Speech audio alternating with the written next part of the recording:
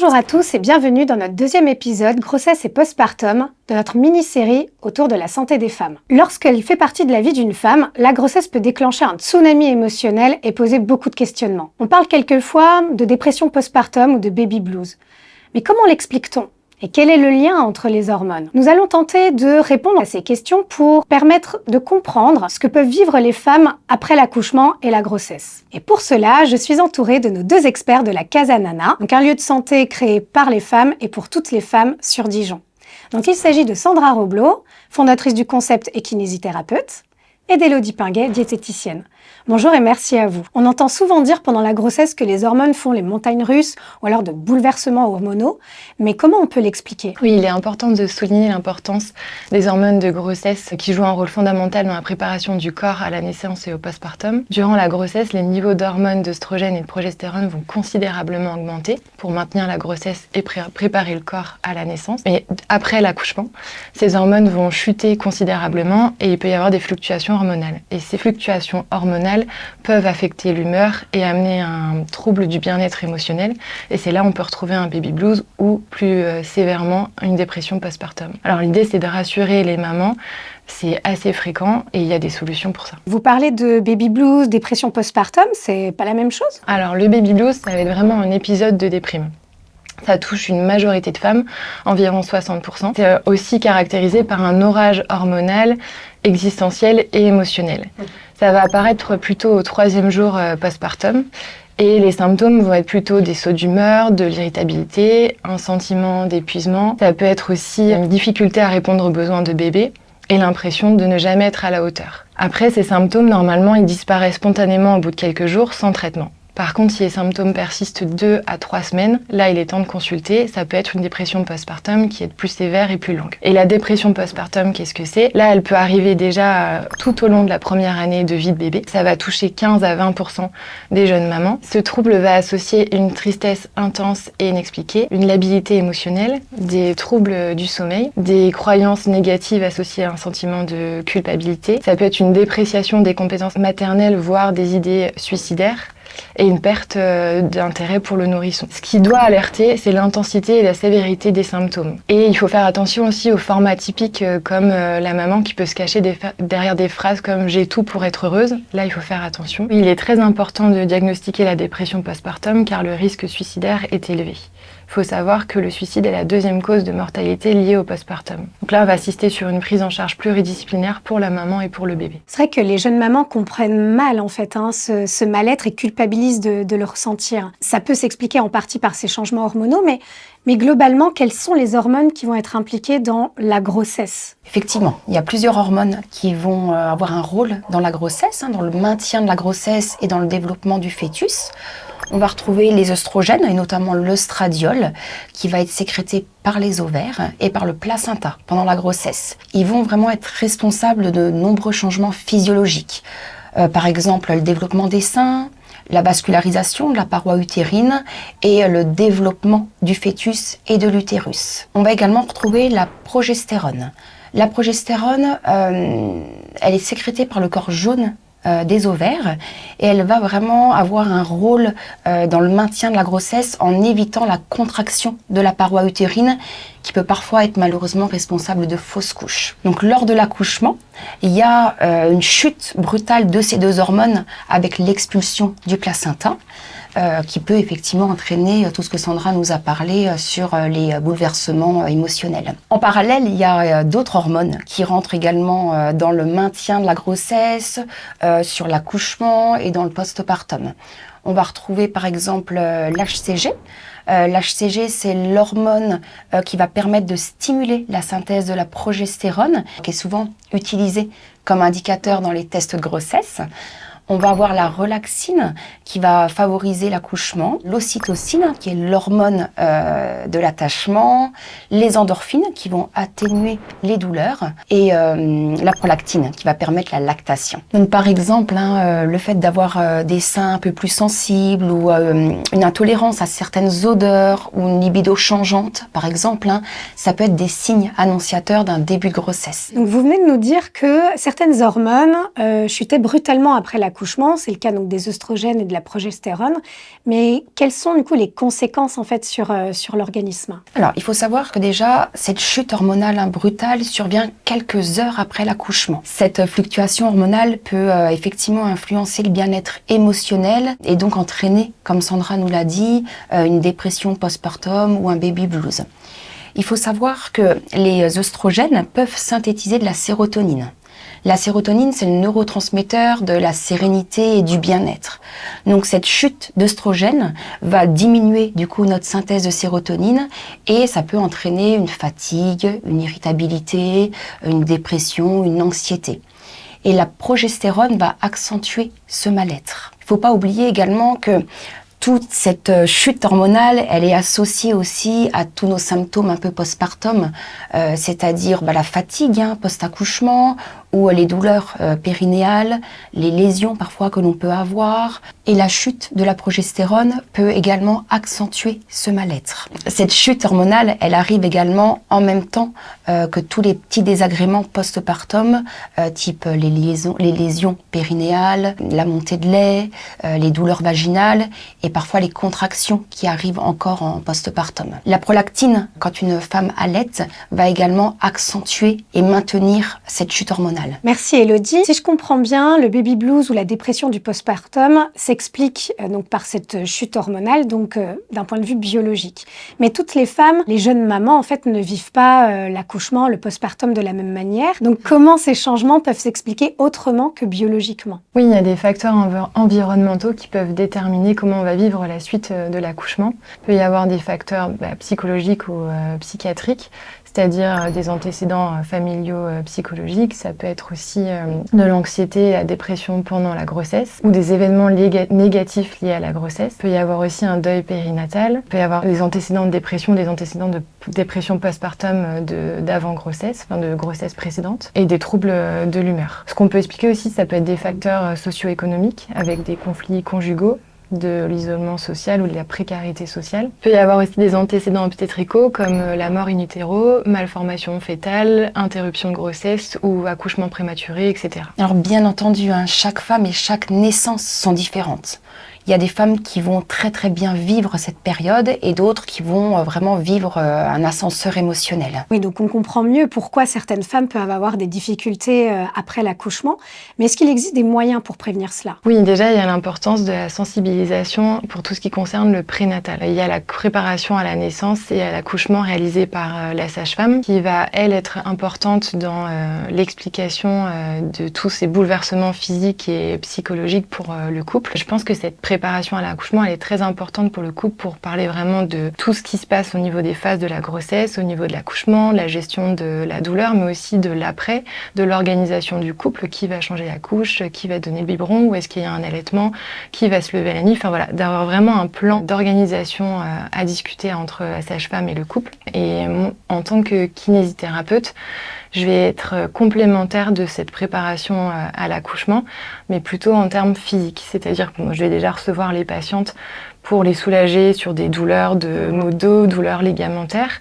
Mais ça va être aussi de la préparation physique pour le périnée, pour vraiment le préparer à cet accouchement. Et ensuite, je vais voir les patientes et les futures mamans dans un contexte collectif. En fait, on va proposer des cours de mobilité, de pilates prénatal. Ça va être un moyen de les faire bouger, qu'elles soient conscientes de leur corps, de travailler la respiration, d'avoir un meilleur tonus, d'avoir un renforcement des muscles profonds. Et tout ça va jouer sur justement la gestion des troubles de l'humeur, de diminuer le stress, d'améliorer la qualité du sommeil, mais aussi de la récupération postpartum qui va être bénéfique. L'idée, c'est aussi qu'elles soient en groupe, qu'elles créent une communauté de femmes, qu'elles s'entraident, qu'elles s'écoutent, qu'elles échangent de leurs différentes expériences, et c'est ça qui est hyper intéressant. Et ensuite, on va avoir tout ce qui est soutien en postpartum, déjà par la famille et les proches. Donc l'idée, c'est pareil, d'exprimer ses émotions à ses proches, d'expliquer qu'est-ce qu'on attend des visites postnatales, par exemple, de s'organiser. Ce qu'on peut conseiller à la maman, c'est vraiment de se reposer. C'est les 40 premiers jours de vraiment se focaliser sur le repos, de mettre de côté les tâches ménagères, de prendre une femme de ménage, c'est vraiment pas grave, d'avoir une alimentation riche et variée, d'exprimer ses émotions, qu'elles soient bonnes ou mauvaises. Ça va être aussi de prendre du temps pour soi. Ça peut être 20 minutes de promenade ou un temps de lecture, mais vraiment de s'accorder du temps et d'être indulgente envers soi-même et envers aussi son corps. Il y a beaucoup de femmes qui s'attendent à retrouver un corps d'avant. Non, le postpartum, il peut durer presque 3 ans, donc ne pas se mettre de pression par rapport à son corps et par rapport aux réseaux sociaux. Faire attention aux réseaux sociaux, d'en être distante et de rester dans sa bulle lors de ce postpartum. Ensuite, au niveau du soutien par les professionnels de santé, on peut retrouver la consultation de suivi postnatal réalisé par la sage-femme jusqu'au 12e jour. Il y a aussi l'entretien précoce prénatal qui est réalisé entre la 4e semaine et la 8e semaine. Et enfin, la consultation de suivi qui se trouve entre la 6e et la 8e semaine. Et souvent, cette consultation a lieu à la maternité par le ou la gynécologue. Ces 3 consultations sont primordiales pour repérer s'il y a des facteurs de risque, donc de baby blues ou de dépression postpartum, donc plus sévère. Et ensuite, en tant que kinésithérapeute, je vais les voir assez tôt. Je vais les voir au bout de 15 jours. Pourquoi c'est important de les voir aussitôt pour moi? Parce que les visites sont passées, le retour à la maison est là, le quotidien a repris. Peut-être que le conjoint est déjà reparti au travail et les nuits sont déjà plus compliquées. Donc l'idée, c'est de les voir assez tôt pour les entendre, les écouter, les rassurer et à nouveau voir s'il y a des facteurs de risque. Ça va être aussi de les soulager par rapport à tous les désagréments postpartum, donc les douleurs, les désagréments périnéales. Et ensuite, suite à ça, on va commencer la rééducation périnéale justement et abdominale. Et là encore, j'insiste sur la rééducation périnéale, les voir en collectif. Peut-être qu'elles vont même retrouver les femmes qu'elles ont vues lors des cours prépartum. Et ça va être aussi d'échanger à nouveau, d'être rassurée. Et la question va vite venir, c'est mais quand est-ce que je peux reprendre le sport? Donc là encore, je les rassure, je leur dis que voilà, il n'y a pas de pression par rapport à ça, mais ça va être l'occasion de vite mettre en place des exercices ciblés et spécifiques, doux et progressifs pour les amener vers de l'activité physique. C'est ça aussi qui va leur amener moins de stress, toujours être bénéfique sur les potentiels troubles de l'humeur, améliorer la qualité du sommeil, etc. L'idée aussi, c'est de se rapprocher d'associations locales qui peuvent être proposées par exemple des infirmières puères dans la région, donc ne pas hésiter à se renseigner par rapport à ces cercles de parents qui sont gratuits pour les parents d'enfants de moins de 2 ans. Et ensuite, à la Casa Nana, notre idée, c'est aussi d'être dans le pluridisciplinaire et d'organiser un parcours de soins pour la jeune maman, d'amener vers Elodie, la diététicienne, vers la psychologue, vers la sexologue, en kiné, en ostéo, en chiro, d'avoir vraiment une prise en charge globale pour limiter les facteurs de risque de dépression et de baby blues. Et en dernier point, je dirais qu'il est vraiment important de sensibiliser les conjoints, les proches assez rapidement pour justement éviter cette dépression postpartum ou ce baby blues. Merci Sandra. C'est vrai que vous parlez beaucoup de l'inquiétude de certaines femmes à vouloir retrouver leur corps d'avant, mais malheureusement, quelquefois, en plus, elles enchaînent très souvent sur des régimes spéciaux post-grossesse. Qu'en pensez-vous, Elodie, en tant que diététicienne? En tant que diététicienne, je travaille pas du tout sur la perte de poids quand je prends des femmes en postpartum. Bien que j'entende que les femmes aient envie de retrouver leur silhouette d'avant-grossesse, ce n'est pas du tout la priorité. On va vraiment travailler sur l'équilibre émotionnel. Parce qu'il faut savoir que si le psychologique ne va pas bien, la perte de poids ne sera pas du tout optimale. Donc on va mettre en place une alimentation qui se rapproche de la chrononutrition, qui va nous permettre la synthèse de certains neurotransmetteurs. On va chercher dès le matin à activer la synthèse de dopamine et de noradrénaline. La dopamine, c'est le neurotransmetteur de la motivation physique et intellectuelle.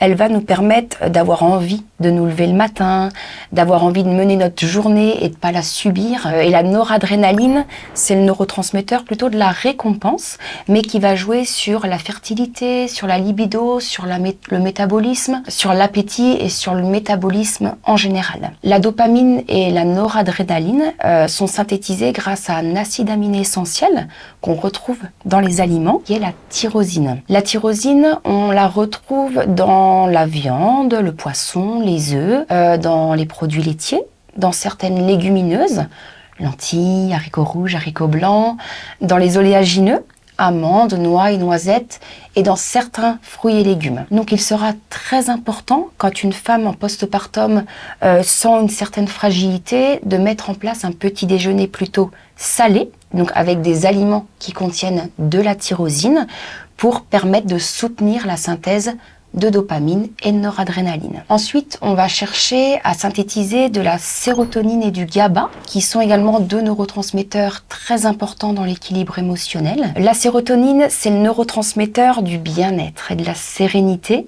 et le GABA sera le neurotransmetteur de la relaxation. La sérotonine et le GABA, c'est des neurotransmetteurs qu'on va synthétiser à partir du tryptophane, toujours un acide aminé qu'on retrouve dans les aliments et qu'on va retrouver quasiment dans les mêmes aliments que ceux qui contiennent de la tyrosine. Mais, alors sans entrer dans la chimie, dans la biologie, etc., mais le tryptophane, en fin de compte, s'accroche à une molécule de transport et s'il n'y a pas de sucre dans le sang, il ne va pas passer la barrière hémato-encéphalique, c'est-à-dire il ne va pas accéder au cerveau. Donc on va vouloir, nous, plutôt synthétiser de la sérotonine en fin de journée. Donc on va chercher à avoir une collation sucrée qui va donc entraîner un pic d'insuline et envoyer le tryptophane au cerveau. C'est à ce moment-là que notre cerveau, grâce au tryptophane, va pouvoir produire de la sérotonine et du GABA et permettre à la femme d'avoir une fin de journée beaucoup plus apaisée. Pour résumer, Elodie, quelques conseils pour une alimentation équilibrée en postpartum? Alors, pour faire simple, au petit déjeuner. Donc, il sera important d'avoir un petit déjeuner plutôt salé, avec des aliments qui contiennent du coup de la tyrosine pour la synthèse de la dopamine. Donc, par exemple, avoir un pain complet, pain céréales, avec soit du beurre, du fromage, du jambon, du bacon, du poulet, quelques oléagineux, des amandes, des noix. Voilà, un petit déjeuner bien complet pour qu'il nous tienne toute la matinée. Le déjeuner sera également équilibré avec des protéines, des légumes, des féculents, un produit laitier, un fruit par exemple. Dans l'après-midi, il sera important d'avoir justement notre collation sucrée pour, comme je vous ai dit à l'instant, décrocher le tryptophane et l'envoyer au cerveau pour produire de la sérotonine. Donc on pourra prendre à ce moment-là un fruit, un produit laitier, un carré de chocolat noir ou quelques oléagineux. Et ensuite finir notre journée avec un dîner aussi très équilibré, avec des protéines, des légumes, des féculents et puis un dessert si on en ressent le besoin. Merci beaucoup Elodie et Sandra de nous avoir éclairé sur le lien entre les hormones et le baby blues ou la dépression du postpartum. Ce que je retiens, c'est que bien que l'accouchement, le postpartum soit un bouleversement hormonal, le baby blues ou la dépression postpartum ne sont pas une fatalité. Une prise en charge existe avec du soutien, bien sûr, de professionnels. Ce que je retiens, c'est qu'en postpartum, la femme a besoin de prendre du temps pour elle, communiquer, prendre soin d'elle avec la reprise d'activité physique régulière, une alimentation équilibrée et surtout donc être entourée aussi par des professionnels. Encourager les femmes à chercher l'aide de professionnels dès les premiers signes de détresse sont essentiels pour leur bien-être et celui de leur bébé. Merci d'avoir visionné ce deuxième épisode grossesse et postpartum de notre mini-série autour de la santé des femmes. Je vous donne rendez-vous sur notre chaîne YouTube pour revisionner ou visionner notre première vidéo sur la puberté et prochainement notre troisième vidéo sur la ménopause. À bientôt!